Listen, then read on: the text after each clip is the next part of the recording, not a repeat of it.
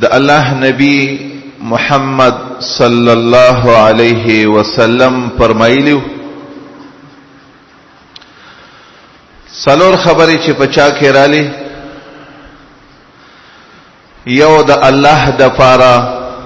د چا سره مینا کوي څوک دویم د الله د پاره د چا سره څوک بغض کوي او دریمه خبره د الله د پاره ورکړه کوي او څلورمه خبره د الله د پاره منع کوي دا څلور خبرې چې پچا کې رالی د الله نبی محمد صلی الله علیه وسلم فرمایلیو د دې انسان ایمان به کامل شو پورا ایمان والا انسان کمی چې دا څلور خبرې پکې راشي موږ د دې وروسته خبرې موضوع تیر جمعه باندې سنه وضاحت وکړو د دې خبرې بیان کاوه چې د الله د پاره ورکړه پکار ده د الله د پاره منع پکار ده د الله د پاره ورکړه دې ته وایي چې ستاد چاله څور کې ستا پکې د دنیا څخه غرض او بدل مقصد نه وي ته د چانه یو شی منع کې سوچ دې داده دل زکه نه ورکوما یا پدې کې دا روپۍ زکه نه لګوما چې دې کې په لګولو باندې زمارف خپکیږي زمان نبی پدې کې پرې مال لګولو خپکی دا خبره چې د پکراله ته پویا شاه چې ته کامل ایمان والا یو ما مخکې خبره کوله د دې ټولو نه لوی مصداق په دې امت کې څوک زمون پیغمبر محمد صلی الله علیه وسلم داغه طریقه د سیوا داغه ژوند د سیو داغه عمر ټول د سی په دې کې تیر شو چې همیشه د پاره به ورکړه چې کوله د الله د پاره به کوله چې منه به کولم د الله د پاره به کوله سمانه د رب العالمین حکم ته به قتل چې الله په دې ځکه په ورکړه خوشاليږي او الله په دې ځکه په ورکړه خپکیږي بس د خپل نور لحاظ نه لري کړي د خپل بیبيانو لحاظ نه لري کړي جونه تیر شوی دی د دنیا نه په داسې حال کې تیر تللی دی چې سای خطلې دا خو په کور کې یو روپۍ نه ده پرې خودي ولی نه ده پرې خودي ځکه سوچ یې دا و چې رب العالمین زمانه چرته خفن شي او زما ایمان ته چرته نقصان ونه رسیږي او د محمد رسول الله نه رستا لوی سره په دې امت کې څوک ابوبکر صدیق رضی الله تعالی عنہ دا ابوبکر صدیق ټول جون په دې طریقه باندې او صرف د الله د پاره به ورکړه کول او د الله د پاره به منع کول حدیث کې راغلی مکه کې چې کله نبی صلی الله علیه وسلم جون تیرولو د سختۍ ورځې وي ځنې خلکو خو په ایمان راوړی او خدای خلکو قام قبیله مضبوطه و چا به ورته څه نشو ویلی خو ځنې داسې صحابه کرام هم وو چې هغوی په رسول الله ایمان راوړی خو هغوی غریبانانو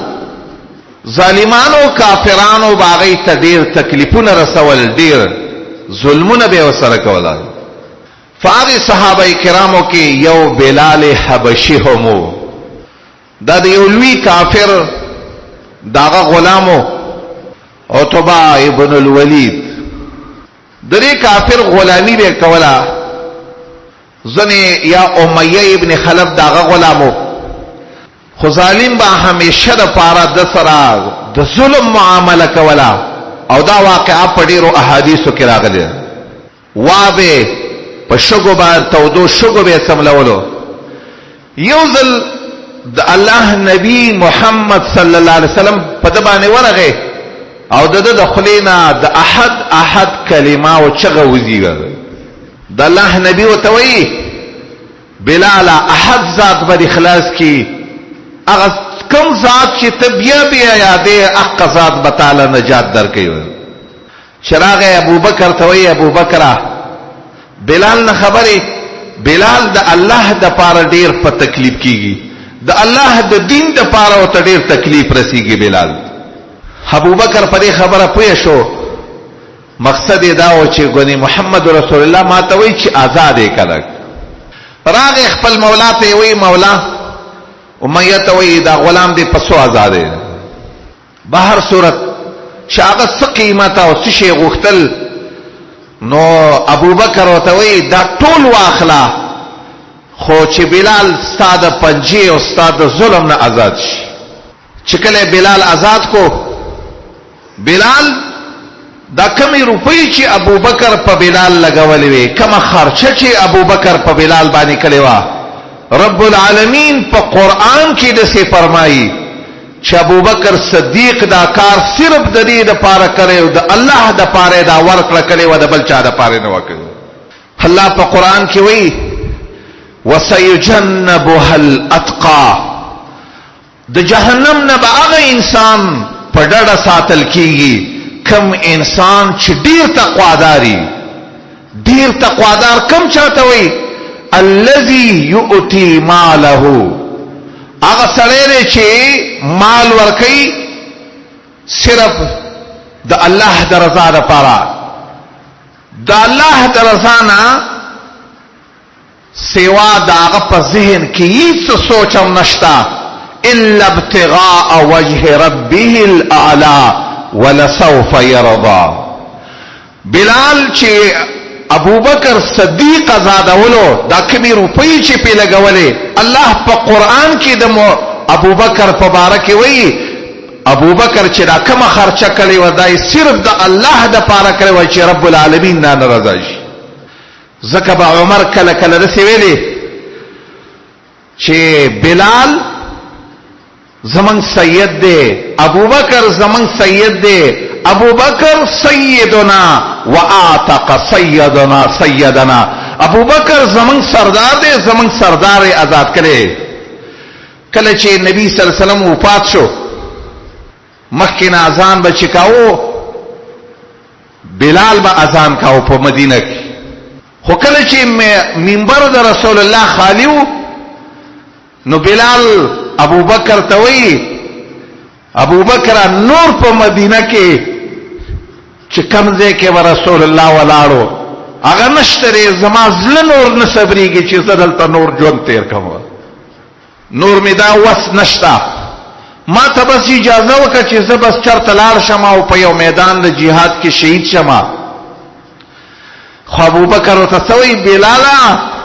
ته به مخکې اذان کاوه اوس به ما ته اذان کې زه خو د رسول الله خلیفه ما خو بلال ته یو خبره کوي ابو بکر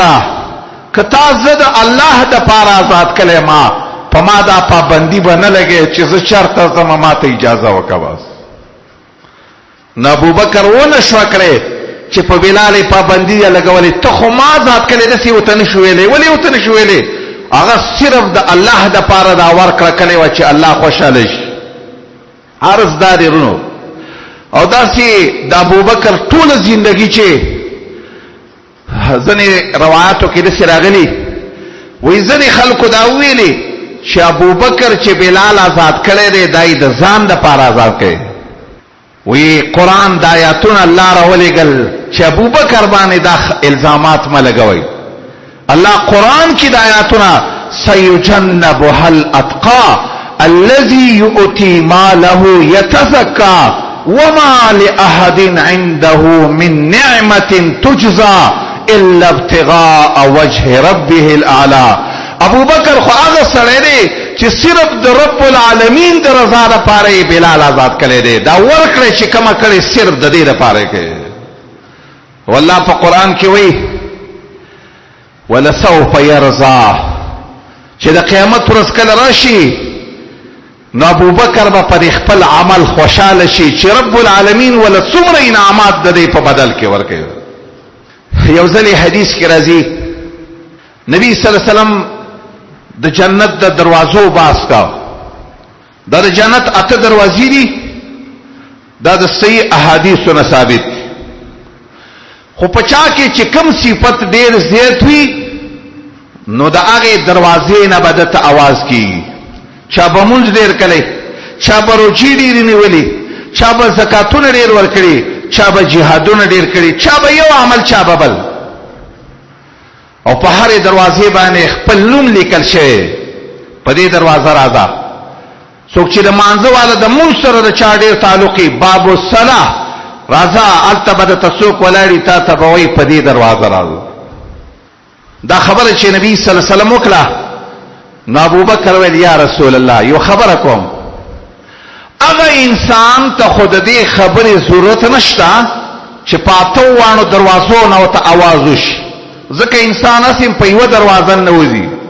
خو هسې داسې به هم څوک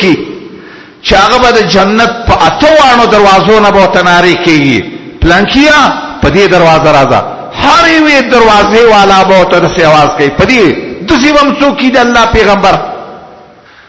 د الله نبي ورته وفرمایلي ابوبکره زما امید دی چې په هغه داسې کس چې هغه به ته به د جنت د اتو دروازو نه اواز کېږي، زما امید دی هغه ته یې. ابوبکر هغه سړی دی چې هغه به د الله دپاره ورکړه کوله، د دې د وجې نه دته به د اتو واڼو دروازو نه اواز کېږي، په دې طرف راځه. هر یو دروازه به ورته اواز کوي، د هرې دروازې څوکیدار به ورته اواز کوي، په دې طرف باندې راځه. او دا خبره ولې وه؟ ابوبکر ټول ژوند داسې تېر کړی و. محمد رسول الله به فرمایلی صلی الله علیه وسلم ما د هر چا بدل خلاص کړی، ما سره چې چا ښه کړي دي ما د چا بدل نه دی پرېښودی. د الله د نبي یو طریقه وه، چا به ورسره چې څه ښه وکړه د هغې بدل به یې خامخا ورکوه. دا به یې نه کوله، داسې به یې نه کوله چې خپل ژوند داسې تېر کړي او چا له څه ورنه کړي، یو دی ورڅه ښه کوي او دی د چا څه ښه نه کوي. خو چېرې چا به څومره بدل حق و هغه بدل به یې ورکوه. د الله نبي فرمایي یو سړی دی ابوبکر صدیق، دل ما سره چې کوم احسانات کړي دي، مال ټول مال را کړی دی، مال خپل لور په نکاح را کړی ده، د ده بدل ما نه دی خلاص کړی او د ده بدل به رب العالمین په قیامت کې په جنت کې خلاصوي. او ځکه به نبي صلی الله علیه وسلم فرمایلی لو كنت متخذا احدا خلیلا لاتخذت ابا بکر خلیلا. کما د الله نه سوا چا سره خالص دوستی کوله ما به د ابوبکر سره دوستی کړي، خو زه د الله دوست یم، دا حق زبل چاله نشم ورکوی. زما عرض دا ورونو محمد رسول الله ابوبکر عمر هغه صحیح واقعه امام بخاری مو ته اشاره کړي، ابو داود او نور کتابونه کې مشته. محمد رسول الله اعلان وکړو ویل چې د الله د دین د پاره مال ته صورت دی. عمر فرمایي زړه کې مې داسې راله چې چېرته داسې موقع نه ده راغلی چې زه د ابوبکر نه مخکې شوی یم. نن دا ښه موقع ده، کوشش دا کومه چې د ابوبکر نه په دې مقام کې مخکې شمه. وی مال مې په منځ نیم کو، او چې مال مې نیم کو نیم مې رسول الله له راوړو او نیم مې کور کې پرېښودو، د الله دپاره ورکړه وه. وی ما نه رسول الله تپوس وکړو چې کور کې دې څه پرېښودل؟ مال د الله پیغمبر نیم مې کور پرېښودو نیم مې دلته راوړی دی. لږ ساعت وروسته ابوبکر چې راغی د کور ټول سامان یې راخیستی دی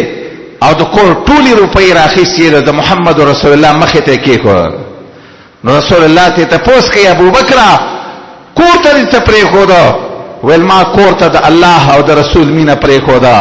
ما الله او رسول هلته پرېښوده، بس زما د الله د رضا سوچ دی، د محمد رسول الله د رضا سوچ دی. داسې ژوند یوازې ابوبکر نه و، یوازې عمر نه و، یوازې عثمان نه و، ټولو صحابو چې یو تاریخ ګوري د هغې یو سیرت چې ګوري هغې به د دې ورکړې سوچ کاوه چې ورکړه. عبدالله ابن عمر د رسول الله یو صحابي دی، ډېر متبع د رسول الله، ډېره تابعداري در ټول ژوند یې په دې تېر کړی و چې محمد رسول الله به په یو ځای کې هسې ناست و د اودسماتې دپاره چې دله به په اودسماتې نه ورته ما په هغه ځای کې به هسې کېناست ویل چې د رسول الله تابعداري وکړمه پوره به. یو ځلې چا وله 4,000 درهمه او یو خسته شړی ول چا راولېږله د یا په غنیمت کې ورسېده یا ول چا ورکړي دا روپۍ ابن وائل وی سبا لورس چې زګورم عبد الله ابن عمر په بازار کې و د خپل غوا یا د خپل څاروي د پاره بوس اخلي خو په قرض یې اخلي هو ما یې کور ته زرانه ما وې د کور نه مې د خزې د وړو نه مې ولا تاسو کو ولستاسو کا 4000 روپۍ پرون چانه وروړي 4000 درهم هغه وخت کې د سی ویل ک په اوس وخت کې 4 لک ونم زیتی روپۍ وې د کور خزې وړو یې راته ویلې 4000 روپۍ چې کله ول راوړلې شوې چې ما خام شو 4000 روپۍ ټول خیراتی کړې ما خام چې شو روپۍ ټول ختم شوې سار چې شو ویل وسوتلې لک سات مخکې هغه شړې په غاړه راواړه ولا چې بیرته واپس راغې کو خلکو ته پوسو کا شړې دې سکړه ولاره کې مې یو فقیر ومندو اما ویل چې دا الله د پاره دا شړې ورکول غواړي ولی د شکار کاو نو چاته ویل هغه روپۍ دې سکلې چې په قرض وبوس اخلي ویل هغه ما د الله د پاره پرون ورکړي دي بس خبره ختمه شوه زوی وی حمزه اتکاله می پلار په ډوډۍ نه مور شوی باز همیشه د پاره به ژوند سي تیراو یو ځل ول یو سړی راغی او ته ویلې جود دې ډیر خوار شو ولی په ډوډۍ ځان نه مړې ویلې ژوند لګ معمولی پاتې لري اتکاله پر ما ځان په ډوډۍ نه مور کړي ډوډۍ بچو ته مخه تکي خودل ش ذهن کې بیدار اعلی چې دا مسکینان بس کوي دا غریبانان بس کوي چې ځان په ډوډۍ مور کوم چاته ویل دا ډوډۍ بل چاله ورکيو دا د سلف زمنګ د امت دا غي د یو یوازي صحابه نه دي تابعین هم د سری تابعین هم د سری هغه ټول دي آیاتونو تبکتلې چې قران کې رب العالمین خبره د څه کړی دا فاما من اعطى واتقى وصدق بالحسنى الله فرمای ورکړه چې چا وکړه چا کې چې تقوا پکې وا او د دې خبرې یقیني و چې رب العالمین چې سویلی دای رښتې ویلي چې رب العالمین مالا به بدل راکړي رب العالمین وایي فسنيسره لليسرى د جنت په لارو باندې به روانم هر لار د جنت هغه سړي ته آسانيږي چې چات کې د الله د پاره ور کړی د الله د پاره پکې منی به